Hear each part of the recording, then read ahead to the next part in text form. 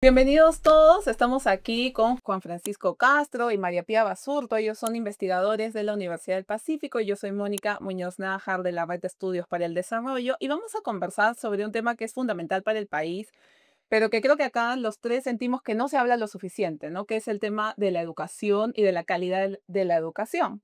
Entonces, antes de meternos al tema, porque justo en la Red de Estudios para el Desarrollo, junto con el Centro de Investigación de la Universidad del Pacífico, hemos publicado un informe que ustedes han hecho y vamos a hablar sobre el informe, pero antes quería que entendiéramos bien el contexto, ¿no? Entonces, lo primero que te quería preguntar, Juan Francisco, era si le estuviéramos hablando a un padre de familia, a una madre de familia, y le tratáramos de explicar cómo está la situación en el Perú, así en pocas palabras, ¿qué le explicarías? ¿Qué le dirías? Hasta el perno. Estamos muy mal, Estamos muy mal. muy En mal. el, en el sentido de que lo que los chicos aprenden en el colegio está muy por debajo o es muy insuficiente respecto a lo que deberían aprender de acuerdo con la currícula nacional. O sea, ahí lo que tenemos es que pocos estudiantes llegan a un nivel siquiera básico de matemática, de comprensión lectora, o estamos mal en todo. Un poco en todo, Ujú. pero uno mira usualmente dos indicadores que son la comprensión lectora y también la parte matemática, ¿no? Y, Mm. y los dos estamos bastante mal. Y Pía, por ejemplo, si estamos pensando en un chico de secundaria, de segundo de secundaria, que es donde se hace la medición, ¿verdad?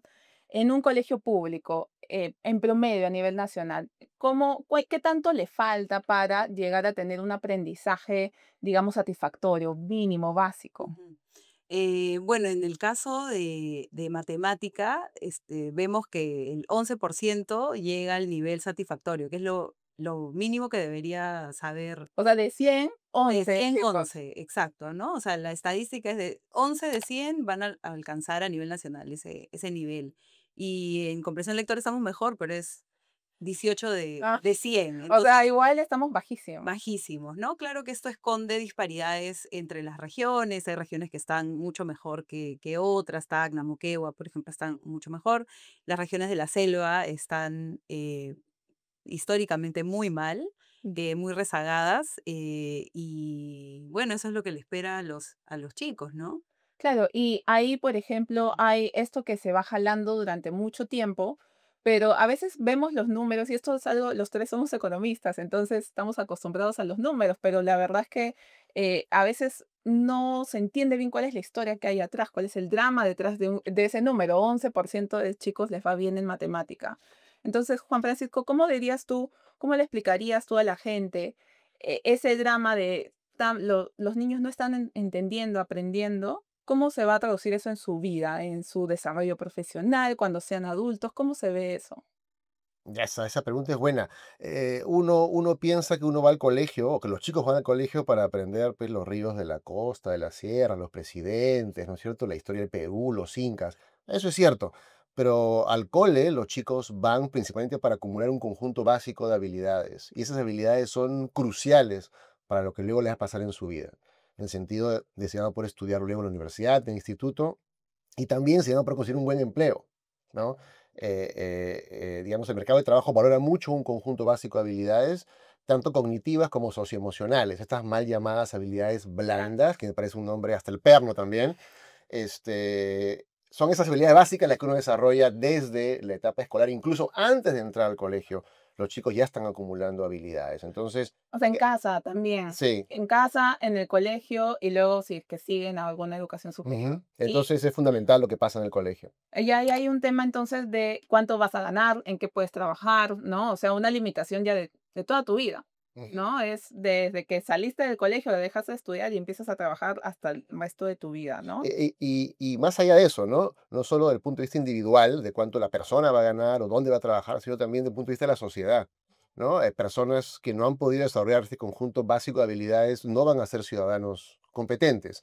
Y por eso tenemos una sociedad tan poco cohesionada también. Claro, a veces es difícil pedirle a una persona que pueda leer, analizar un plan de gobierno o pueda, digamos, firmar un contrato y ver cuáles son las cláusulas, si es que ha tenido todos esos problemas, ¿no? Y también hay todo un tema de civismo atrás y de, O ser empática. claro, son todas esas habilidades, socioemocionales. Si no entiendes lo que lees, es una desventaja muy, muy grande, ¿no? Es difícil que confíes en un banco, por ejemplo, ¿no? Si no entiendes qué está sucediendo con tu dinero, no entiendes operaciones sencillas de, eh, no sé, una tasa de interés, ¿no? O sea, tiene en el Y día a son día, impactos en toda la exacto, economía, ¿no? No solamente exacto, en ti, sino también en por cómo se mueve la supuesto. economía. Y eso se impacta en la economía. Y bueno, vamos a hablar ahora del informe que le hemos llamado Logro Educativo, Realidad y Posibilidad. Y ahí es un documento que es esta parte de esta colaboración entre el Centro de Investigación de la Universidad del Pacífico y la Red de Estudios para el Desarrollo. Y ahí lo primero que quería era, vamos a hablar de qué se trata en un momento, pero que nos cuenten ustedes, ¿no? ¿Qué los motivó a hacer esta investigación? ¿Por qué centrarse en educación? ¿Por qué centrarse en la posibilidad del sistema educativo? No sé, hay Sentíamos que la educación era un tema que se estaba dejando de lado, ¿no? Que ya hace algunos años habían diferentes señales que hacían sentir que alta rotación de ministros, una ley que no me acuerdo ahorita el número, pero permitía la reinserción de docentes que habían desaprobado ah, pruebas. Después, también a partir de la pandemia se dejó de evaluar de manera censal. claro. Entonces perdimos la posibilidad de saber cuánto realmente habíamos perdido en logros de aprendizaje y han pasado ya varios años y seguimos en evaluaciones muestrales, ¿no? Entonces habían diferentes indicios que nos hacían sentir que era importante traer a luz que seguimos mal, ¿no? O sea, no se habla tanto, pero seguimos mal. Claro, hubo tal vez una ola en algún momento en la década pasada, ¿no? De tratar de mejorar la educación, pero desde la pandemia eso como no se ha sentido, ¿no? No ha habido más campañas para mejorar la educación. Ya hay datos también, ¿no? O sea, como dice Pía, las evaluaciones ya no son censales, sino que son muestrales, pero sin embargo, hay algo de datos que podemos aprovechar y eso es lo que quisimos hacer en el estudio, ¿no? Claro, y justamente ahí, ¿cómo nos contarían ustedes en sus palabras, ¿no? ¿Qué cosa es lo que mide este indicador de posibilidad en la educación? La posibilidad. Pero antes de la posibilidad, La realidad. la realidad, ¿no es cierto? O sea, sí nos parece importante, como comentaba Pía, mostrar cómo estamos, ¿no es cierto? Entonces, el indicador o el informe tiene un rol doble, ¿no? Por un lado, llamar la atención respecto de lo que está pasando. Ya hablamos hace un rato de que los indicadores están malísimos en términos del bajísimo porcentaje de chicos que tienen la competencia adecuada en comprensión lectora y mate. Claro. En algunas regiones eso es súper dramático, ¿no? En Loreto estamos hablando de 4% en comprensión lectora, ¿no? La región que mejor está, estoy buscándola aquí en el mapa, Debe ser Moquegua. Moquegua, ¿no? Que tiene, no llega a 30%, ¿no? Lo mejor que tenemos. Ujú. Entonces, bueno, parte de lo que queríamos hacer con el indicador era llamar la atención, una vez más, de lo mal que estamos, de que estamos hasta el perno en términos de educación. Y la posibilidad, esa se la dejo para Pía. Ujú. Entonces, claro, nosotros pensábamos estas cifras que son tan eh, desalentadoras, ¿no? ¿Cómo podemos nosotros tener una mirada un poco diferente para quizás tener un poco de esperanza? Así lo pensamos inicialmente, para que haya un incentivo esperamos, ¿no? Del gobierno, de generar cambios para tener en mente un horizonte en el que de mejora que creemos que es posible, ¿no? Entonces, lo que hicimos con el indicador fue, a ver, primero quisimos pensar como cuál sería el ideal, ¿no? El nivel de aprendizaje ideal que quisiéramos que todos los estudiantes peruanos logren alcanzar, ¿no? Entonces, primero dijimos, bueno, para nosotros sería 100%, Sí, ¿no? O sea, el ideal que es todo que se pueda. logren, exacto, que logren lo que se necesita para ese grado, ¿no? Y bueno, después dijimos, ya, ok, ¿qué es lo plausible, no? Ya. Entonces, dentro de lo plausible Claro, dijimos, bueno, perdóname, porque si empiezas en 9, en 11, en 14, exacto, de llegar a 100 no es, imposible, sí, exacto, ¿no? no es tan Entonces realista. estamos hablando que incluso en las zonas con mejores infraestructura, mejores docentes, no lo estamos en promedio alcanzando, ¿no? Entonces dijimos, bueno, hay que hacer unos indicadores que sean un poco más específicos al contexto y decidimos bajar a nivel regional. Y lo que hicimos fue escoger colegios al interior de la región que nos puedan servir como modelo, ¿no? Entonces, bueno, digamos lo que ya el cálculo es, dentro de cada región, calculamos el porcentaje de estudiantes que alcanzan el nivel de logro satisfactorio, y rankeamos a los colegios y cogimos al decil superior, ¿no? Entonces, esos colegios que componen el 10% de los de mejor performance, de mejor desempeño, sacamos el promedio, ¿no? De porcentaje de estudiantes que alcanzan el nivel de logro satisfactorio y dijimos, bueno, ese es tu modelo a seguir regional, Ujú. de lo que esperaríamos que alcance el resto de colegios. Claro, o sea, si hay 1000 colegios en una región, los 100, digamos, mejor, que les va mejor o menos mal, ¿no? Porque igual tampoco es que ninguno tenga o muy pocos tienen logros extraordinarios, pero esos 100 y tratamos de llevarlos a todos a esos 100, ¿no? A ¿Cómo ese, se vería la exacto, región si todos llegan claro. a ese decil superior?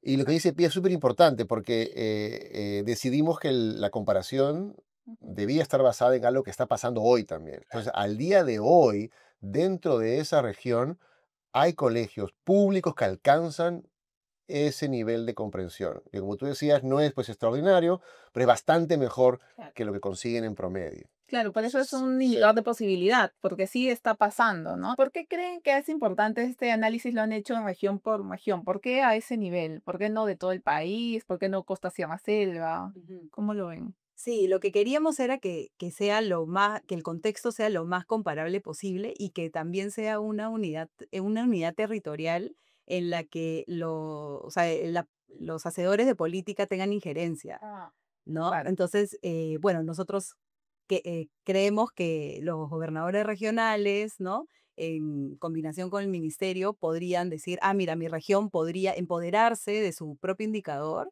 y así tratar de generar acciones para alcanzarlo. Claro, o sea, en estas escuelas que no les está yendo tan bien, simplemente es imitar, ¿no? Lo que están haciendo las mejores de la misma región.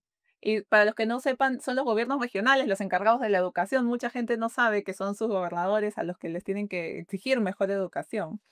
Y ustedes en la investigación que han hecho y en general ustedes tienen una trayectoria académica larga, ¿cuáles creen que son los factores que hacen que algunas escuelas les vaya mejor que a otras? ¿Por qué no tenemos rendimientos tan Mm, distintos entre los colegios?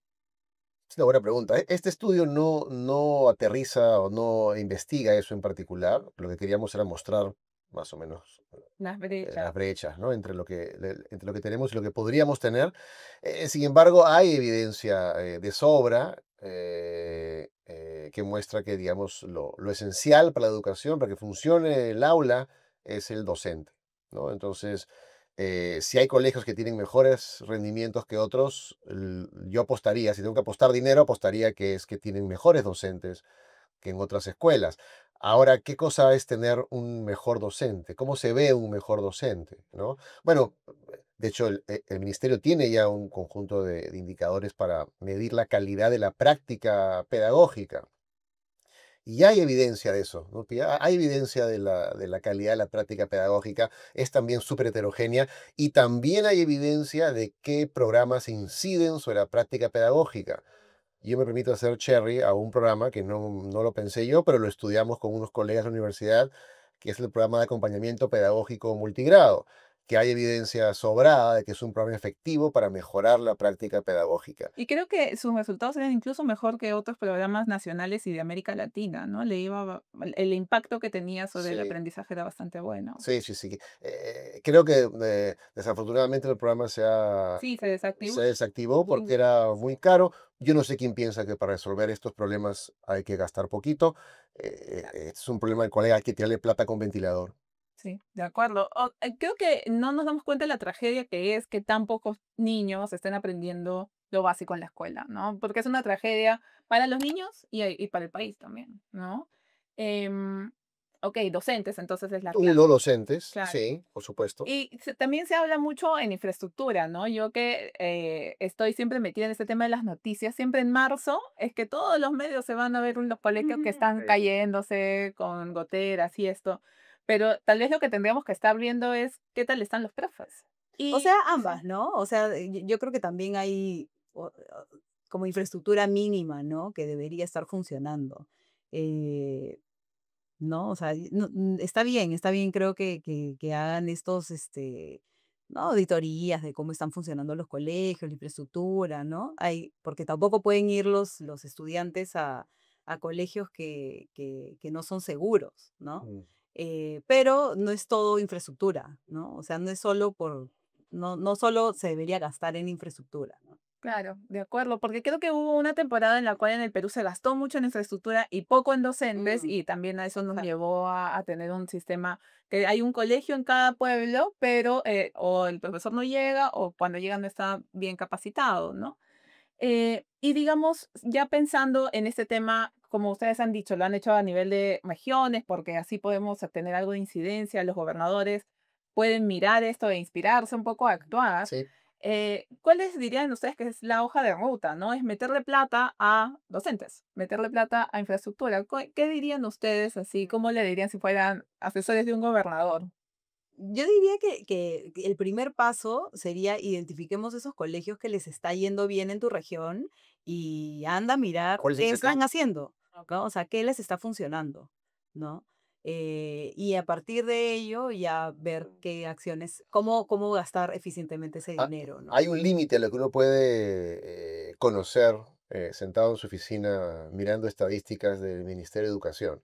Entonces, esto es una invitación, como dicen ustedes, para que a nivel ya regional, los gobernadores, los encargados de educación, los jefes de las UGELES, visiten estos colegios que le está yendo relativamente bien y, como dice Pía, ¿no? Que entiendan qué están haciendo distinto, ¿no?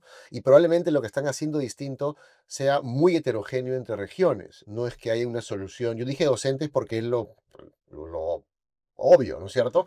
Pero ¿cómo ha determinado, cómo ha logrado algún colegio en particular tener buenos docentes?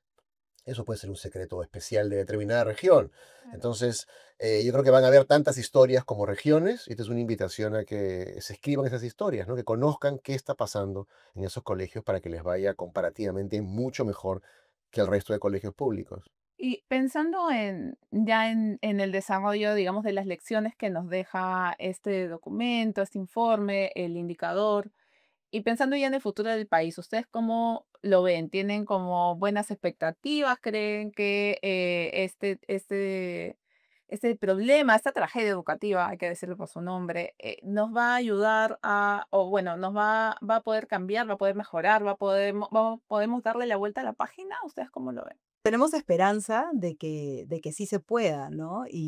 O sea, un mensaje importante que quisiéramos que quede del informe que hemos elaborado es que no deberíamos conformarnos con decir, bueno, estamos mal en educación, pero bueno, es que las zonas rurales siempre les va peor, bueno, pero es que la selva siempre le va peor, bueno, pero acá en esta zona hay menos, ¿no? Condiciones más vulnerables, sino más bien pensar, ok, ¿cómo podríamos compensar esas limitaciones o qué podríamos entregar en estos lugares para nivelar la cancha, ¿no? Ese es como uno de los mensajes que quisiéramos que quede, ¿no? Y el otro es, bueno, estamos haciendo una comparación al interior de la región, pero también ponerlo en un solo mapa para nosotros invita a que entre regiones también puedan conversar, ¿no? Y aprender de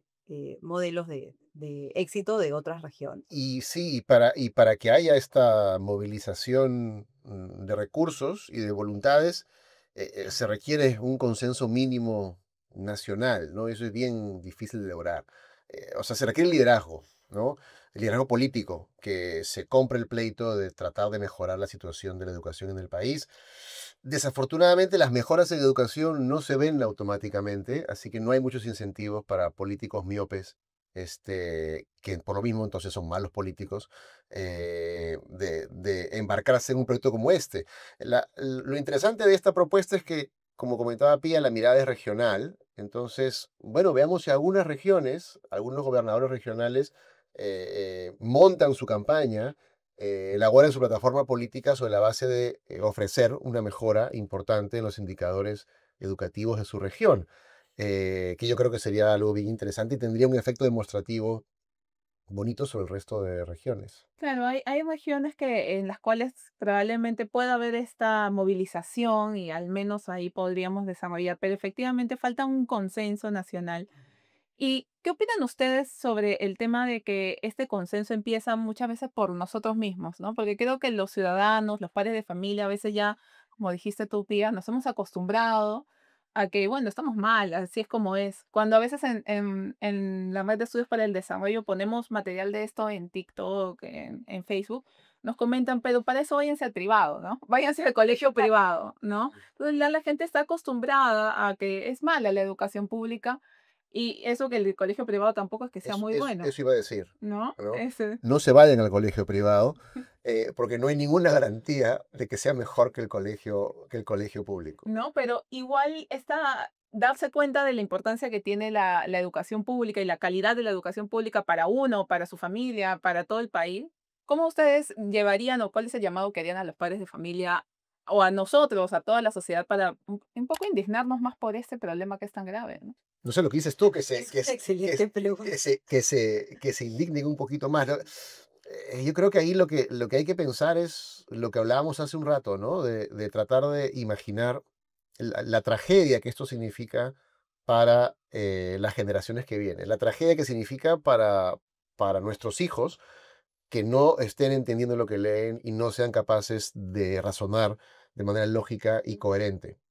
Como ya comentábamos hace un rato, esto implica que más adelante van a tener no solo pésimos resultados en el mercado de trabajo, sino que van a interactuar de manera muy deficiente con otras personas, van a ser más desconfiados, como decía Pía, porque no están entendiendo bien de qué se tratan los documentos que leen.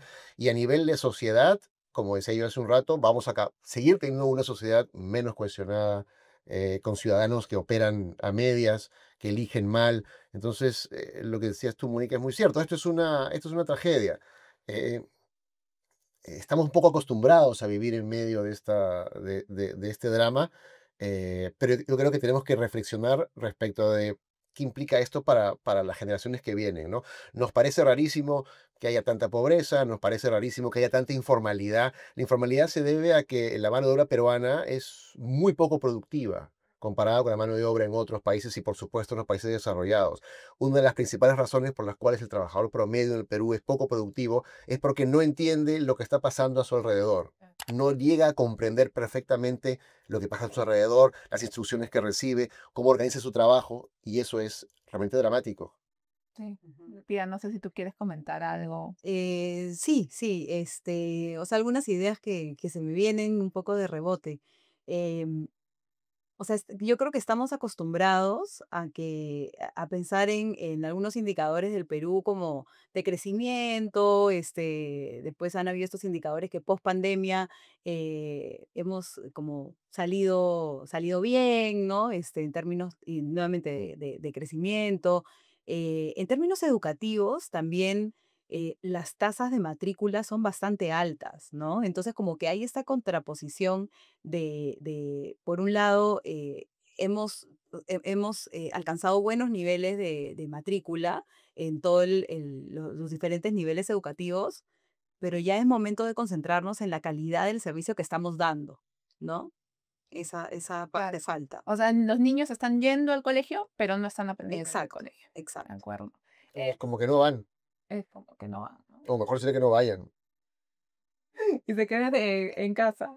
haciendo otras cosas, ¿no? Sí, la verdad que por eso es que decimos que es una tragedia. Si estamos hablando de que los niños no están aprendiendo nada en el colegio, ¿no? Sí, y los padres, o sea, tendrían que informarse un poco más de cómo les está yendo a sus hijos, ¿no? Es difícil tener, o sea, una ventaja de estas evaluaciones censales es que tú tienes una manera de compararte entre colegios, con el nivel educativo que deberían alcanzar los chicos. Si uno solamente mira la libreta de notas, que es lo que usualmente los padres de familia tienen a la mano, ¿no?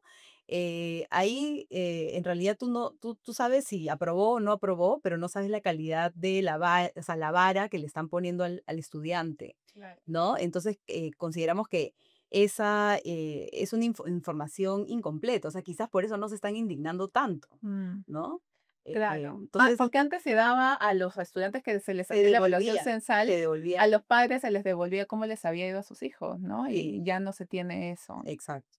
Sí, ahí entonces hay varias cosas ahí pendientes que hacer. Aquí me queda más que agradecerle a Juan Francisco y a María Pía Basurto, que son investigadores del Centro de Investigación de la Universidad del Pacífico, y también a incentivarlos a que entren a la página web de la Red de Estudios para el Desarrollo y descarguen el informe, revísenlo. También en nuestras redes sociales estamos poniendo contenido para que ustedes vean la posibilidad de cuando un colegio o una región, los colegios actúan como el 10% que le va mejor, puede ir mejorando de una forma realista. Es un indicador de la posibilidad de lo que podemos llegar. Así que muchas gracias y nos vemos para la próxima.